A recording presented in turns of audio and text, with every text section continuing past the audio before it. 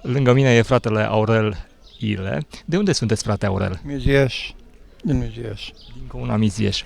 Când l-ați cunoscut pe fratele Traian Dorz și cu ce ocazie?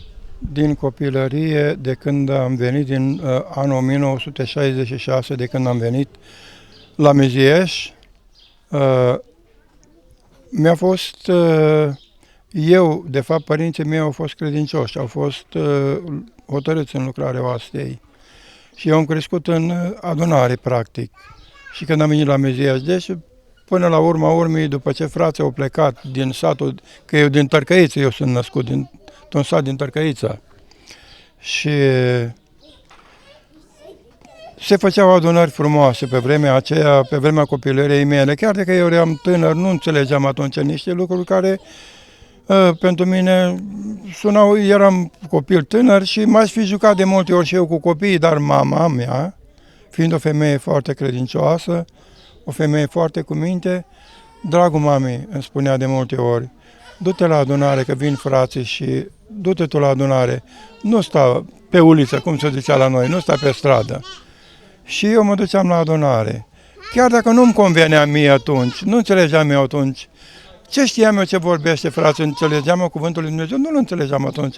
Pentru un moment, dar, dacă nu m-aș fi dus atunci și dacă părinții mei n-ar fi avut grijă de mine atunci, să sădească în mine acel ceva care, practic, pe mine, în momentul respectiv, nu mă interesa. Veneau fratele Petre de la Saucani și mai mulți frați, care acum sunt trecuți dincolo în veșnicie. Și era o adunare atât de frumoasă atunci, pe vremea aceea, adunări plini de tineret, veneau mulțime că nu încăpeau în două camere, stăteau și în curte, cu mult mai mult ca acum. Era o stare de har deosebită pe vremea aceea. Și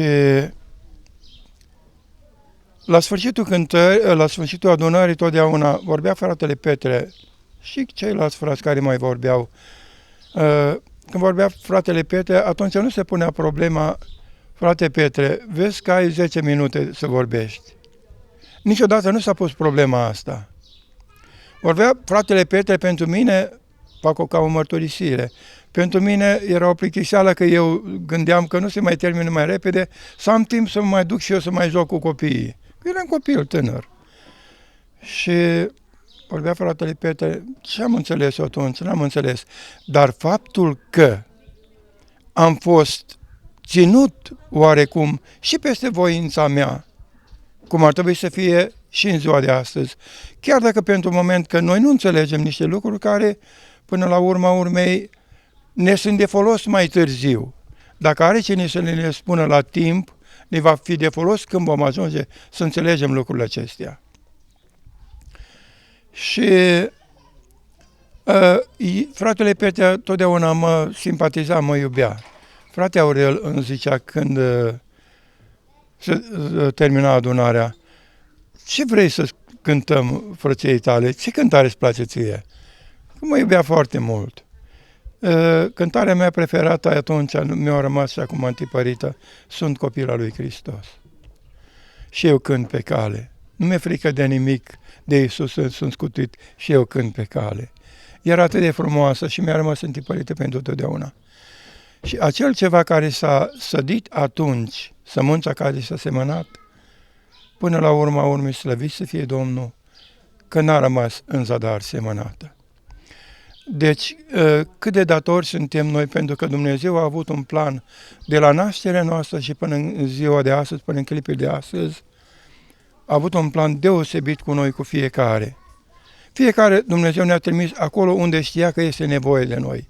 Și în măsura în care El a considerat că vom putea fi de folos odată sau altă dată în lucrarea Lui, ne-a așezat acolo, ne-a trimis acolo. De unde aș fi știut eu că eram copilul cel mai mic în familie și după cum era obicei atunci, pe vremurile acelea, cel mai tânăr trebuia să rămână acasă, în familie. Și ceilalți să se căsătorească în altă parte. Dar eu am zis, când ajunsesem deja crescuse mai mare și ajunsesem să înțeleg lucrurile, am zis, Dumnezeu îmi va purta de grijă. Eu, ca să nu deranjez pe fratele meu, care la momentul respectiv este pe vatra părintească, am zis, facă-se voia Domnului, Dumnezeu m-a purtat de grijă. Și uite unde Dumnezeu m-a trimis pe mine.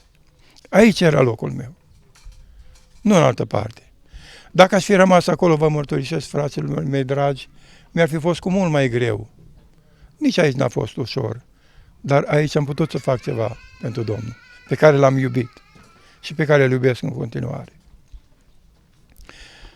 Era în vara anului 1975. Am fost de multe ori la fratele Traian și ne-am bucurat împreună.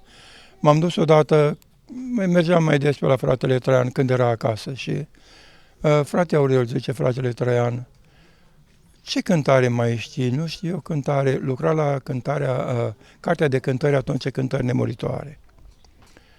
Și mi-a venit mie în minte cântarea aceea, am lăsat în urmă lumea. Și uite, zice fratele Traian, ce cântare, dar poți să-mi o și cânți un pic? Da, frate Traian. Și am început să o cânt un pic așa și să bucura fratele Traian, uite ce voce frumoasă și uite, frumos, frate Aurel, fratele Traian m-a iubit pe undeva. M-a iubit că eu am ținut totdeauna, am simțit, nu știu cum să spun, nu pot să spun în cuvinte ceea ce am simțit și ceea ce era din partea lui Dumnezeu pus deoparte pentru mine. Dumnezeu a avut milă de mine, nu că erau eu mai bun ca alții, dar a avut o milă deosebită și zice fratele Traian, frate Aurel, uite, am o rugăminte. Perioada aceea eu eram angajatul, adică m-am angajat aici la CAP-ul, era CAP-urile atunci, la Mizieș. Ar trebui adusă de la, vreau să fiu mai pe scurt, ar trebui adusă de la Sibiu lucrurile de la fiul părintelui Titus care au mai rămas. Pentru că trebuie să se păstreze și nu trebuie să rămână, să se risipească într-o parte și în alta. N-ai putea vorbi, zice fratele Traian, cu președintele și cu inginerul, lucrând eu pe mașina colectivului, știind fratele Traian treaba asta, să mergem cu camionul să le aducem, că erau multe lucruri, pentru care era și steagul oastei de pe vremuri, de pe vremea părintelui. Zic, frate Traian, încerc să vorbesc cu președintele. Eu știam de fapt că mai făceam taxări și particulare și știam că o să mă lase, dar totuși trebuia să întreb. Și întrebând, păi nu interesa, dar nici nu știau președintele și inginerul, nu știa în primul rând că duminica mașinile mari nu circulau, de sâmbătă până lunea. Așa era o lege atunci. La fel, camionul CAP-ului nu avea voie să iasă din județ. Deci făceau transporturi pe raza județului, dar nu aveau voie să iasă din județ. Și atunci, păi nu interesa, că dacă eu vreau să mă duc, ei n-au realizat că ce se putea întâmpla dacă eu m-ar fi găsit controlul cu fratele Traian, că el era urmărit de securitate permanent la fiecare pas, ce implicații mari ar fi fost atunci. Și atunci am vorbit cu președintele și cu inginerul și am făcut o taxare, mi-am luat foaia de parcurs și i-am spus la fratele Traian, frate Traian, pe data de când stabilisem data, la ora 3:30 dimineața, sâmbătă noaptea spre duminică, voi fi la frăția ta acasă și plecăm spre Sibiu. Știam că pe vremea aceea, adică cunoșteam acum dacă circulam mai mult, că controle nu erau duminică dimineața, până mai după masă ieșeau la controle. Și știam, drumul ăsta până acolo l-am asigurat, nu-i nimeni pe drum. Așa și fost. Am plecat la ora 3:30 la noapte, fratele Traian de acasă și am ajuns la ora 9 la Sibiu, unde am încărcat lucrurile ce erau acolo, tot ce a fost, și încărcase camionul cu lucrurile câte erau acolo. și la ora 3 după masă eram gata de plecare înapoi. Acum, desigur că m-am gândit că e timpul cel mai nepotrivit să plec înapoi. Știam că sunt controle pe drum. Cum a și fost? La Simeria, la Deva, erau acolo, aveau ei o ciupercă de aia acolo unde stăteau, făceau controle. Am venit bine până acolo, nu s-a întâmplat nimic, nu a fost nimic, nu a deranjat nimic. Acolo era o coloană de mașini, că pe vremea aia nu erau voie să circule numai cu soț și fără soț. O duminică da, una ba. Și atunci acolo opreau, erau 3 echipaje de miliție. Miliție era atunci. Erau 3 echipaje de miliție și era o coloană în fața mea de mașini, dar am văzut că era drumul drept acolo și am văzut la o distanță de cel puțin 200 de metri în fața mea. Eram la plecare din Sibiu, a venit și fratele Moise de la Arad, care ne așteptase acolo. Și a venit și el cu noi încoace. Fratele Moise era lângă mine, fratele Traian era lângă ușă, în camion. Când am văzut, n-am zis nici unul către celălalt nimic, dar m-am gândit în sinea mea, acum nu știu ce o să iasă. Am gândit, ca omul când știi că nu ești în regulă, că eu trecut să câte județe până în Sibiu, care nu le aveam voie să le trec. Dar mi-am urmat cursul normal, pe cum se apropia coloana, că îi verifica pe fiecare mașină în parte. Când ne apropiem la vreo 50 de metri, ofițerul, că era ofițer cel care oprea, era capitan de miliție. Era un grad mare, că nu stăteau atunci pe vremuri, numai când era ceva filtru total, stăteau ofițerii la control. Când ne apropiem la 50 de metri, sunt în coloană, văd că cel care oprea, că ceilalți, el îi oprea și treceau cu actele la ceilalți care verifica.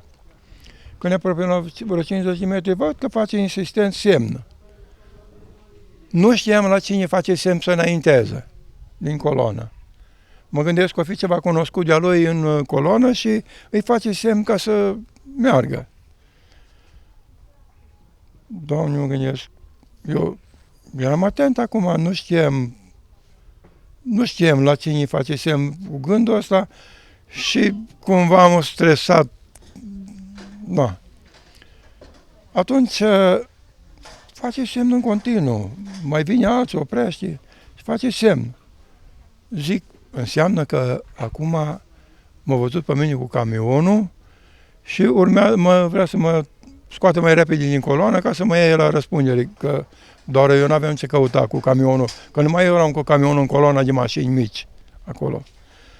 Și semnalizez, tremurând cumva, semnalizez, ies din coloană și când ajung la vreo 10 metri în fața lui, ofițerul se trage 2 pași înapoi, e poziție de drept, așa. Când ne-am apropiat de el, ne-a petrecut, fraților, așa, cu privirea până am trecut. Deci a avut poziția ca și cum ar fi trecută Ceaușescu sau cel mai mare general atunci prin locul acela. Eu când am ieșit din coloană, așa eram distresat și de fricos atunci, momentul acela, pentru că nu mă gândeam mai mult la mine, mă gândeam la urmările ce puteau să aibă oamenii ăștia care au probat și ce legătură are și știți ce e așa până la urmă. Și atunci am zis în gândul meu, am rostit cea mai scurtă rugăciune care a rostit-o Sfântul Apostol Petru pe mare. Doamne, scapă-mă! Și n-am mai gândit nimic. După ce am trecut, ne-am uitat unul la altul și n-am mai avut cuvinte să ne mai zicem unul altuia nimic. Și atunci mi-am dat seama, pentru prima dată, minunea pe care Dumnezeu o face prin oamenii Lui. Se pune întrebarea, pentru oricine are o minte înțeleaptă, Ce a văzut omul acela în momentul acela când am trecut noi pe acolo? Ce a putut să vadă? I-a luat poziția care a luat-o și ne-a salutat până ce am trecut. Este minunea pe care a făcut-o Dumnezeu, cel puțin pentru mine văzută cu ochii, trăită real pentru prima dată în viața mea. Am ajuns cu bine acasă, fraților, am cântat împreună după aceea pe drum, ne-am bucurat și multe cuvinte ne-a mai spus fratele Traian până am ajuns acasă. După aceea, după ce le-am adus și le-am lăsat la fratele Traian, ele nu puteau să rămână mult timp pentru că veneau pe la fratele Traian și bineînțeles că scotoceau pe tot și era păcat să se mai piardă și ce mai era. Și zice fratele Traian, iară mă cheamă odată și îmi spune, frate Aurel, n-ai putea să vii când crezi frăția ta de cuviință, când ai timp, să vii să încărcăm din lucrurile astea care le-am selectat cu mașina. Aveam un nimeseu atunci cu care mergeam cu frații pe adunări. Și n-ai putea să vii să încărcăm din lucrurile acestea, să le ducem la fratele Moise la Arad. Că mi-e frică că o să vină ăștia și o să rămân fără ele. Și păcat de atâta muncă și de atâta trudă. Aș vrea să le ducem. Frate Traian, când ziceți frăție voastră, atunci vin. Eu abia așteptam, vă spun ce am simțit atunci. Și așa aș face și astăzi. Abia așteptam, fără să mă mai gândesc la alte urmări, abia așteptam să mă solicite fratele Traian să mă duc să-l ajut cu ceva, cu ce pot și eu. Și am venit într-o dimineață și zice fratele Traian, frate Aurel, uite, încărcăm de acolo, pachetele astea le punem acolo. Da, fratele Traian, zic, dar te rog să mă lași pe mine să le încarc eu în mașină. Să le aranjez eu cum știu eu. Frate Aurel, să ai grijă în partea aia acolo, pe scaunul din dreapta, când te urcai prin spate în mașină, să lași un loc liber. M-am gândit eu, dar frate Traian, locul din față e liber. De ce să las locul ăla acolo? Locul din față este ocupat, zice fratele Traian. Și atunci mi-am dat seama imediat de cine era ocupat. De cel în care avea încrederea și în care s-a încrezut întotdeauna, fraților. Și s-a încrezut puternic și Dumnezeu totdeauna a lucrat în chip deosebit. Pe drum am ajuns la Arad, când am ieșit din Beiuș, încolo spre Salonta. Eu de obicei mi-a plăcut cântarea și poezia totdeauna. Mi-a plăcut foarte mult și îmi place. Și cu asta voi rămâne, cu dorința asta și cu plăcerea asta voi rămâne câte zile mai am pe pământ, fraților. Îmi place nespus de mult. Am cântat și am fluierat și mi-a plăcut cântarea și poezia mai mult ca orice. N-am putut face nimic, ori lucrând, ori orice situație, mi-a plăcut să cânt. Și asta a fost plăcerea mea. Și fredonam o melodie și fratele Traian o auzit din spate,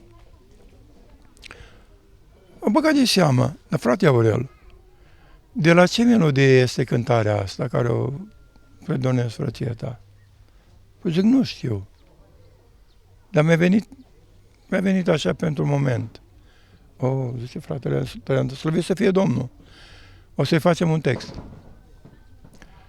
Și pe distanță e vreo 20-30 km fratele Traian, am și acum cântarea respectivă, scrisul fratelui Traian pe coala de hârtie care o aveam atunci. Păcat că nu-i la mine să vă arăt. Scrisul lui și semnătura lui și data când a fost. Și i-a făcut fratele Traian text. Iisuse, Doamne, fii cu mine, pe orice cale mă trimiți, că atunci toți pașii mei cu tine vor fi frumoși și fericiți. Și frumoasă, nu mi-aduc aminte acum de tot textul, dar este foarte frumoasă. Și s-a pus pe melodie care o fredonam eu atunci. Amintirile acestea frumoase. pe care le-am avut cu fratele Traian. Dumnezeu a binecuvântat totdeauna și binecuvintează gândurile noastre sincere pe care le avem fiecare dintre noi, dorința noastră sinceră să rămânem cu El împreună totdeauna.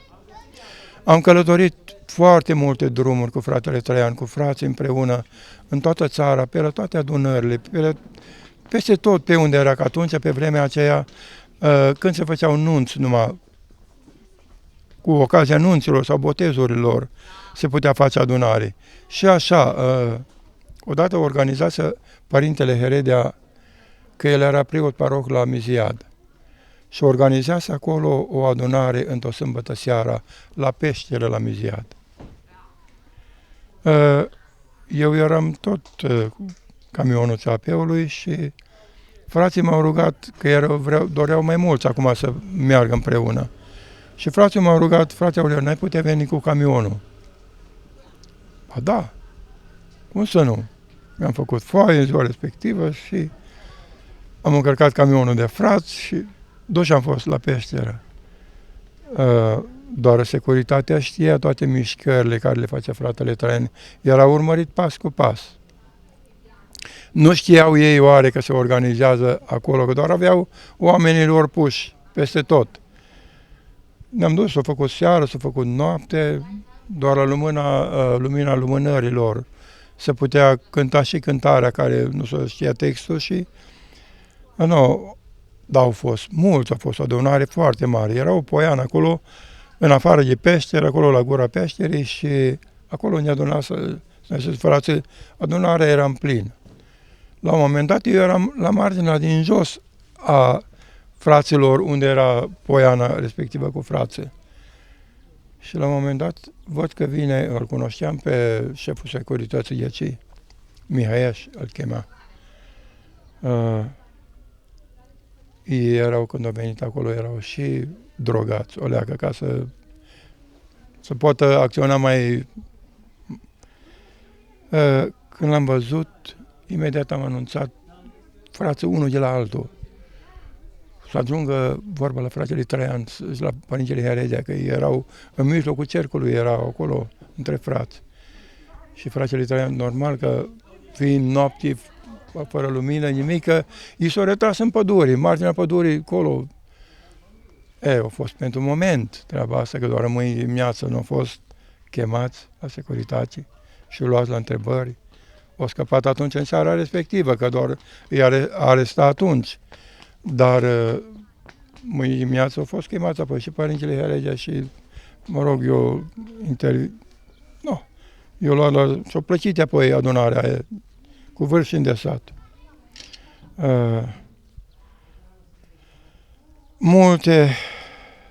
Multe ar fi de spus, multe bucurii pe care le-am avut prin Maramureș, la Piatra Neamț, pe la Sibiu, în alte părți care le-am făcut împreună cu frații.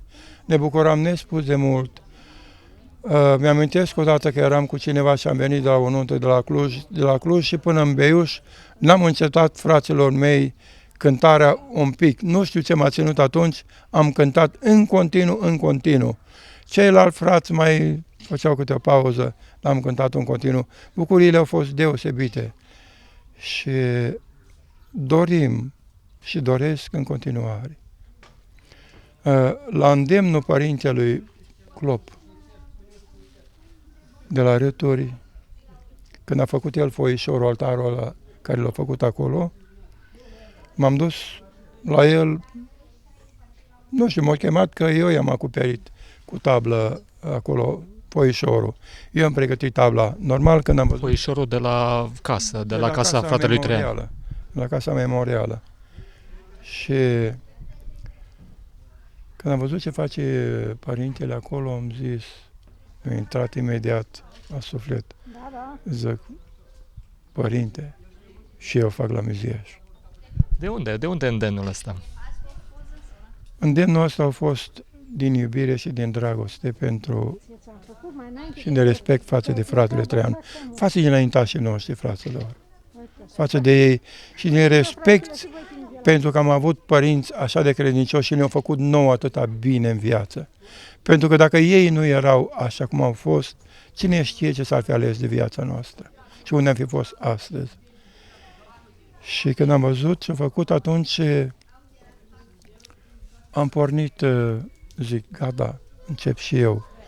Am încercat, am făcut pe la primărie demersuri pentru a obține lemnul, stâlpii ăștia de Goron. I-am dus, am umblat să-i rezolv, să-i tai, să-i scot, ca să stea să se usuce, că lemnul verde nu poți să lucrezi. Poți să lucrezi, dar el să schimbă, asta trebuie să fie lemnul uscat. Și atunci am pornit și am ajuns cu ajutorul lui Dumnezeu, am ajuns să reușesc să fac acest minunat altar de vară, care va rămâne în cinstea lui Dumnezeu și în cinstea înaintașilor noștri. Toată lucrarea care am făcut-o aici, am făcut-o cu un băiat de cei din Mijieș, un băiat foarte credincios, singurul băiat care m-a ajutat la tot lucru. Dar lucru mult l-am făcut singur. Și lucrările alea de pirogravare și ce am făcut pe acolo și pe coarnele alea în sus și pe acolo ce-a fost. Și tabla e făcută din mine acasă. Tabla o plătit-o cumnatul, fratele Nicolae de la Beiuș. El a plătit vreo 50.000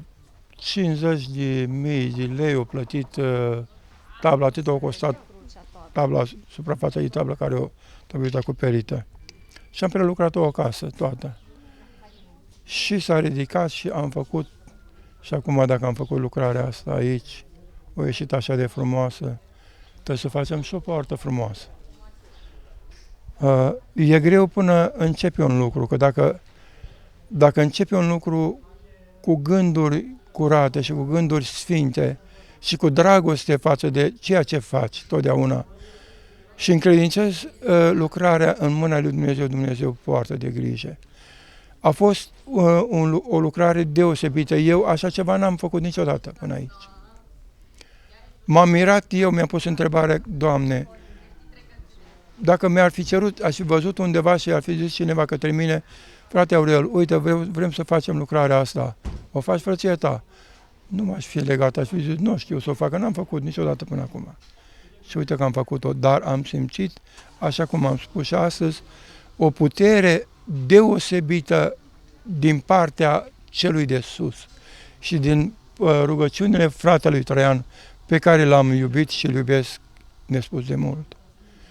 Și l-am vizitat în timp ce lucram la Foișor, de 3 ori l-am vizitat pe fratele Traian. Deci să nu ne mai îndoim nicio clipă, frații mei dragi, că Dumnezeu este atât de recunoscător față de copiii lui și față de cei care l-au iubit. Rugăciunile fratelui Traian mijlocesc pentru noi.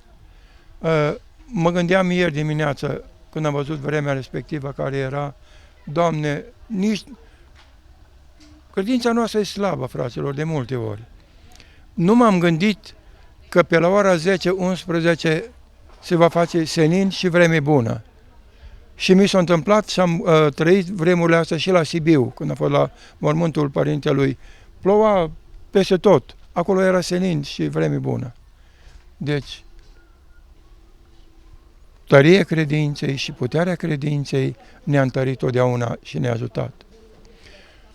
Poarta care am făcut-o, mai mult tot singur am lucrat. E frumoasă, într-adevăr, și cu asta vreau să închei, fraților. Ar fi multe de spus și multe dorințe. Avem și ne rugăm Domnului ca să ne mai dăruiască putere și cât va voi El și cât va îngădui El. Să ne mai ține aici, să mai putem fi de folos cu ceva. Dacă aș câștiga lumea asta întreagă, poate nu m-aș bucura mai mult, ca și dacă pot să las și eu ceva, dacă Dumnezeu mi-a pus aici, în locul acesta. Frate Aurel, pentru că tot vă place poezia, nu odată v-am auzit la adunările oastre Domnului de comemorare a fratelui Traian, recitând din memorie, o memorie bună aveți, vă dărui Dumnezeu, recitând cu atâta inimă poeziile fratelui Traian. Haideți să încheiem cu o poezie. Recitați ceva din ce aveți mai drag din poeziile fratelui Traian Dolz? Trebuie să fac o mărturisire, frate dragă. La vârsta de care o am acum 71 de ani, mulțumesc frumos, slăvit să fie Domnul pentru ei. Nu mă mai ajută memoria, să știți. Mă silesc și îmi pare rău și acum ceea ce am spus astăzi aici, Doamne, am încercat să învăț și nu mai rețin, fraților. Nu mai rețin. Și am zis, Doamne și Măicuța ce Sfântă, eu doresc din toată inima să vin și eu cu ceva la mormântul fratelui Traian.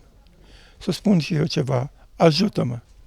Și am reușit într-o săptămână de zile, totuși, ceea ce am spus astăzi aici, am reușit totuși să le rețin.